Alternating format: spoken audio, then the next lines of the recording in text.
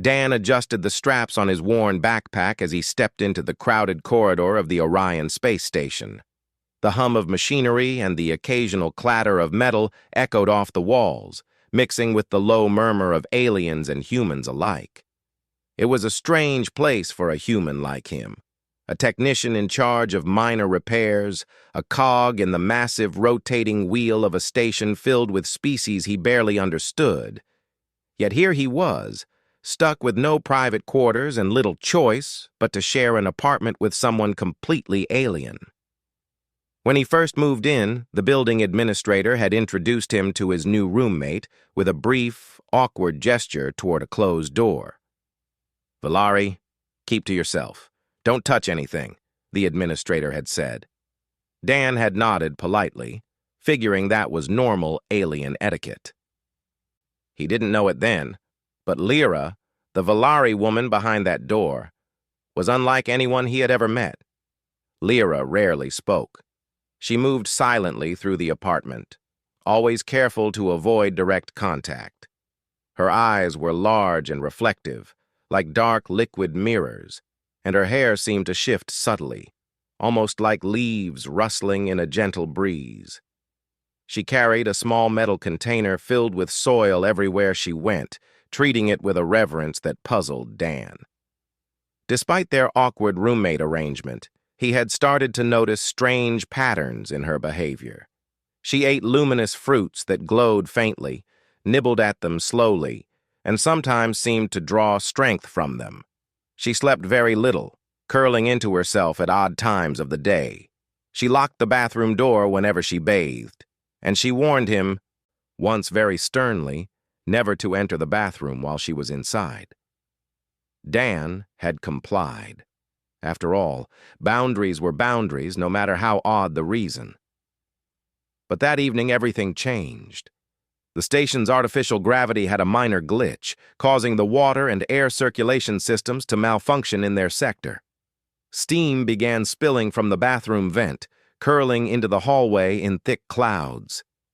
Dan smelled the faint metallic tang of overheated machinery mixed with something else, something organic and sweet. Concern prickled his nerves. He hesitated at first, then heard a sound that made his blood run cold. Lyra coughing, weakly in distress. Instinct took over. "Lyra!" he called, rushing toward the door. "I'm coming in!" Before he could knock, the door slid open just enough to let the steam swirl out, and Dan, blinded by the cloud, stepped inside. What he saw stopped him cold. Lyra was kneeling in a shallow pool of water. Her form glowed softly in shades of green and gold, and her skin seemed almost translucent, covered with delicate vine-like patterns that pulsed faintly with light. Petal-shaped structures arched around her shoulders, like a living armor made of leaves. She gasped at the intrusion, her large eyes wide with shock and fear. The sight was unlike anything Dan had ever imagined. Not human, not like any alien he had ever encountered. It was beautiful, otherworldly, and incredibly fragile. For a moment, neither of them moved. Dan could feel the weight of the situation, the tension hanging thick in the warm, steamy room. Lyra's body trembled, not from cold, but from fear. Her species, he had learned, considered their bathing form sacred and vulnerable, a state they never showed to outsiders. I'm sorry," Dan said quickly, stepping back and raising his hands in surrender. "I thought you were in danger. You were coughing." Lyra flinched, trying to shrink behind her glowing vines.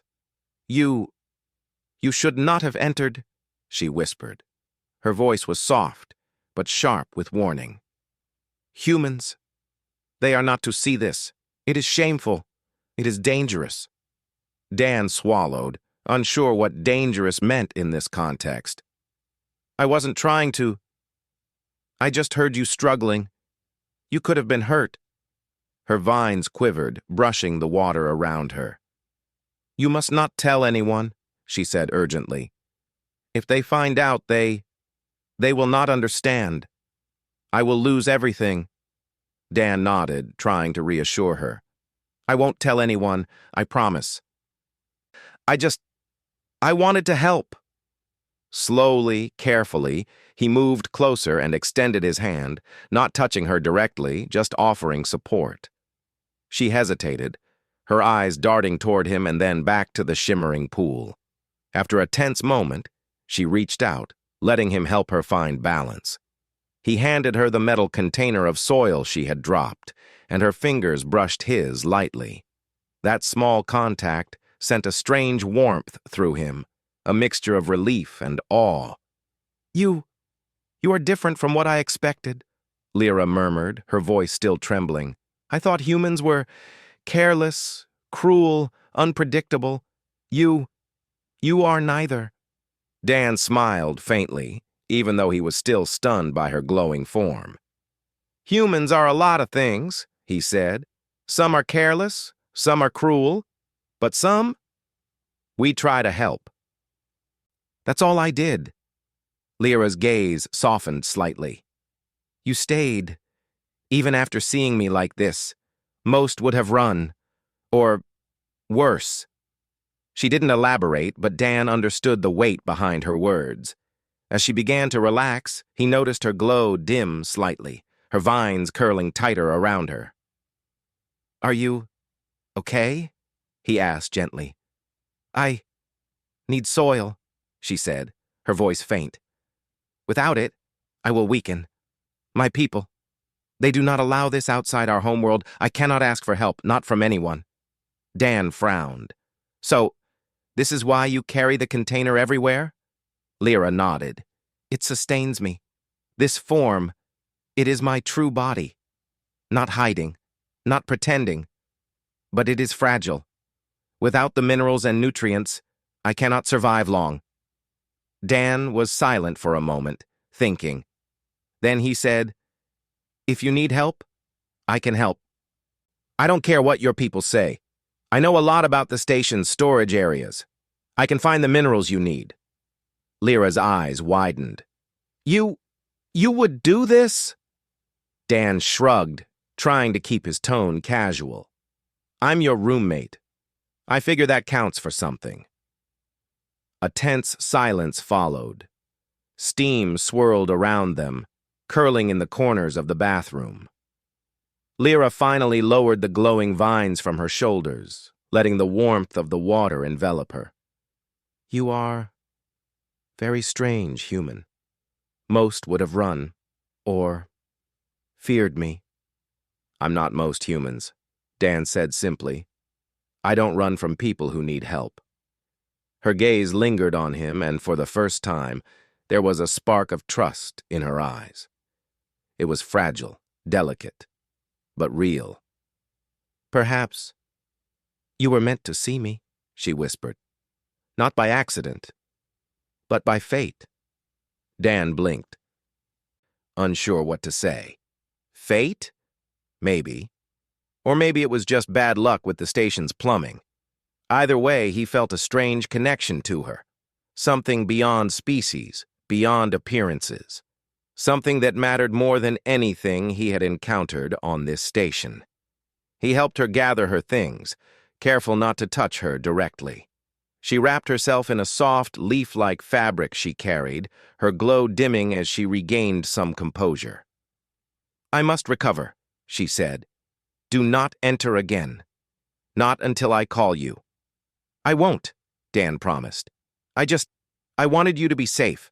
That's all. For a few moments they stood there, the warm steam curling around them. Then Lyra finally gave a small nod and stepped back toward her private corner. You are not like I expected. Perhaps humans are capable of honor and kindness after all. Dan chuckled softly. I'll take that as a compliment. That night, as Dan lay in his bed, he couldn't stop thinking about what he had seen. Lyra's form, her glowing vines, the petal-like structures around her shoulders. It was unlike anything he had ever imagined. Yet what stayed with him most was her trust. Fragile as it was, she had let him see her in a state of vulnerability, and she had allowed him to help without fear. He realized something important. Appearances could be deceiving, and bravery, kindness, and loyalty were not limited to any species. In fact, humans might even excel at them when it mattered most. Meanwhile, Lyra lay in her corner, curled around her soil container. She watched him silently through her reflective eyes. Perhaps humans were not as predictable as she thought. Perhaps there was more to this species than she had ever believed. And perhaps she had made the right choice in allowing him to stay. Outside, the station continued its endless rotation. Stars shimmered through the reinforced windows, vast and cold. But inside that small apartment, a human and a Velari shared a quiet, fragile connection, an understanding that would shape their lives in ways neither could yet imagine. The night deepened, and for the first time since leaving her home world, Lyra felt something she had never felt before. A sense of safety, a small spark of trust, and the faint, fragile hope that maybe, just maybe, humans could be allies in a galaxy that often misunderstood her kind. And Dan, still processing the evening's events, knew one thing for certain: life on this station would never be the same again. Something important had begun, something strange, unexpected, and entirely human. As the stars glimmered far above, both of them drifted toward sleep. Lyra's glow dimmed, but it did not disappear entirely. A subtle reminder that she was alive, vibrant, and perhaps slowly learning to trust the human who had seen her, not with fear, but with care. The apartment was quiet now, but the memory of that evening, the accidental sight, the fragile trust, the unspoken bond, lingered. It was a start, a beginning. And the story of Dan and Lyra, two beings from very different worlds, was only just beginning. The next morning, Dan woke to the quiet hum of the station. Sunlight, or what passed for sunlight on Orion's station, filtered through the reinforced windows, casting long shadows across the narrow apartment. Lyra was already awake, sitting cross-legged near her small soil container. Her glow was faint now, just enough to trace the delicate vine-like patterns across her skin. She looked calm, almost serene, yet Dan noticed her eyes flicking nervously toward the apartment door, as if bracing for some danger he could not see. "Morning," he said softly, careful not to startle her. He poured himself a cup of synthetic coffee and took a tentative sip. "You rested well?" Lyra tilted her head, her reflective eyes studying him. "I slept," she said slowly. "But I am not strong yet. Without proper minerals, I will weaken. Soon I will need more than this small amount of soil." Dan frowned. "Then we'll get more. I know where the station keeps the agricultural reserves. Restricted access, but I can get you what you need." She shook her head. "I cannot enter those areas alone. My people, they forbid exposure to outsiders. And humans, you cannot risk it. You might get caught." Dan smiled faintly, a spark of determination in his eyes. "Then we'll risk it together. I'm not leaving you to weaken, Lyra. Not after yesterday." Lyra's glow brightened slightly. There was an unspoken acknowledgement in that simple statement, a recognition that this human was different. He was stubborn, brave, and willing to put himself in danger for her. She had never expected that from a human. By mid-morning, Dan had mapped out a plan. The restricted agricultural lab was located in the lower decks of the station, heavily monitored by security drones and automated locks. Most humans would never dare enter without authorization. But Dan had a few advantages. He knew the maintenance schedules, the blind spots in the drone patrols, and he was clever with improvised tools. Lyra prepared herself as best she could. She wrapped the leaf-like fabric around her shoulders, secured her soil container, and allowed her body to emit a faint glow, a signal that she was ready to absorb nutrients once they reached the minerals. The air seemed to vibrate softly around her, a subtle reminder of her unique physiology. They moved carefully through the station, slipping past corridors and bypassing security checkpoints with Dan's improvised gadgets. Lyra's glow provided a faint light, pulsing gently in the dim hallways. Dan could feel her tension, her fear, yet also a growing trust. As they approached the lab, a security drone rounded the corner. Its sensors glowed red, scanning the hallway.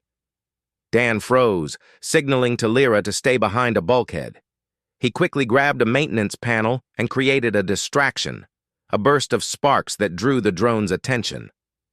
As the drone investigated, Dan and Lyra slipped past it and reached the lab door. Inside, rows of metallic containers held mineral-rich soil. The air smelled faintly of damp earth, a comforting scent to Lyra. She knelt beside one container, her vines quivering as she gently pressed her glowing form against the soil. Her body began to absorb the nutrients, the glow spreading brighter across her patterns. Dan watched silently, amazed by the transformation. The bath-like form she had revealed to him yesterday was now even more powerful, radiant with life as she absorbed the minerals. He realized that what he had once thought fragile was actually resilient, a form built for survival in a way humans could hardly understand. "You can stay near me," Lyra said softly, sensing his awe. You can see this, but understand it is rare to allow anyone close. You are trusted." Dan nodded, keeping his distance yet staying close enough to help if needed. "I understand. I won't interfere." Minutes passed and Lyra's glow intensified. Her vines stretched subtly, brushing the soil and drawing nutrients into her body. The petals around her shoulders lifted slightly, like wings unfurling. Dan realized she was regaining strength quickly. He could almost feel the energy radiating from her, a gentle warmth that filled the room. Suddenly, an alarm blared. The lab door locked automatically, and another security drone appeared in the doorway. Dan's heart raced. "We need to move, now!" he shouted.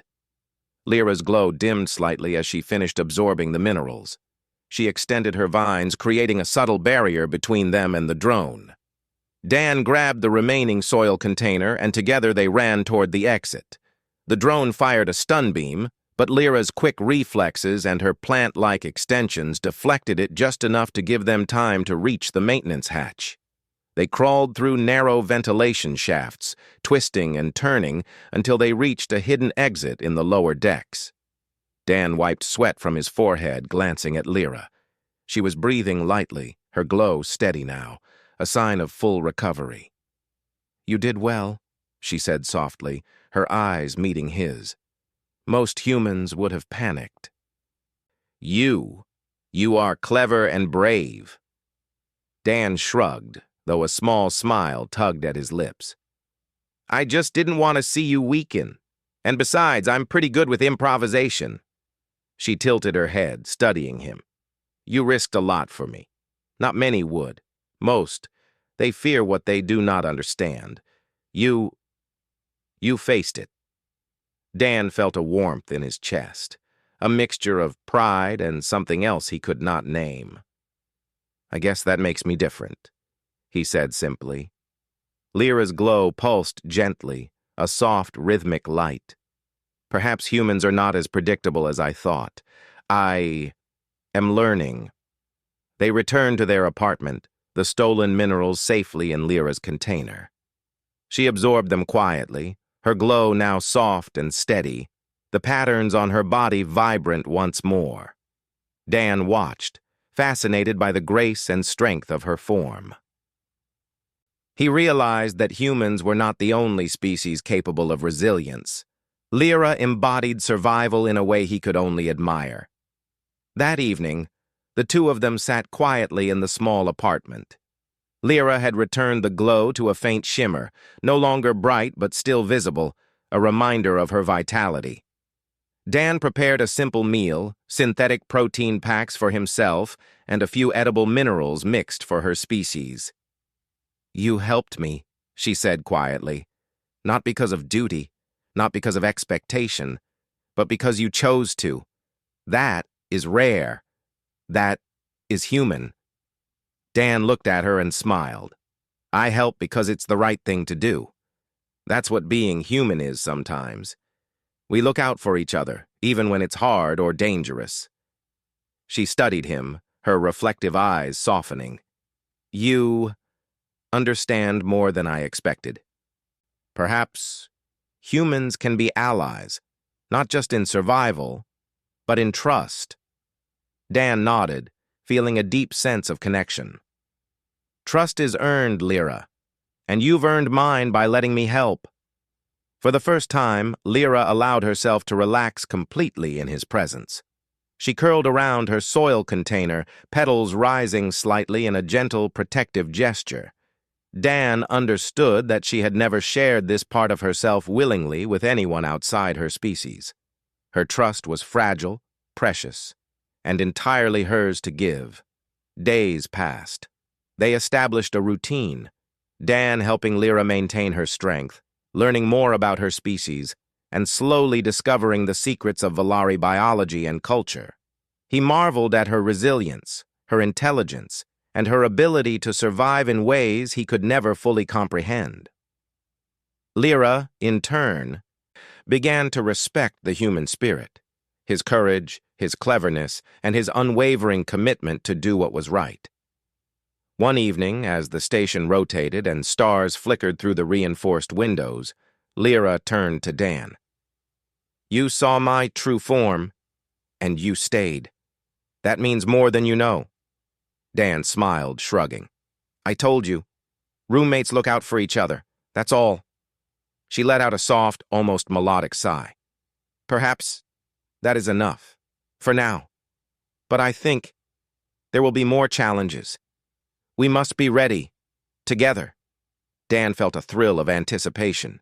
He had already risked so much, learned so much, and yet he knew their journey had only just begun. Then we'll face them together, he said firmly. No matter what. Lyra's petals shifted, brushing gently against the floor. Her glow pulsed softly, a sign of deep trust and acceptance. Yes, she said, together. And for the first time in her life away from her homeworld, Lyra felt completely safe with a human. She had expected fear, rejection, or betrayal. Instead, she found courage, loyalty, and an unexpected bond that bridged two species. Dan, too, realized that trust and bravery were not limited to humans. Lyra's resilience, her grace, and her willingness to allow him into her most vulnerable moments had taught him that heroism came in many forms, some glowing, some fragile, and all worth respecting. As the station continued its endless rotation, the stars shining beyond reinforced windows, both Dan and Lyra understood that they had found something rare: friendship, trust, and a partnership that transcended worlds, species, and expectations. And in that quiet, small apartment, amidst glowing vines and the hum of machinery, a human and a Valari woman prepared to face whatever the galaxy had in store for them, together, unafraid, and stronger for the bond they had forged. The adventure was far from over, but one thing was certain: they would face it side by side, each learning from the other, each trusting in the strength that came not from their species, but from the heart. And so, in the small glow of that apartment, a fragile yet unbreakable trust blossomed, a human and an alien bound by courage, understanding, and the quiet promise that no matter what the stars might bring, they would not face it alone.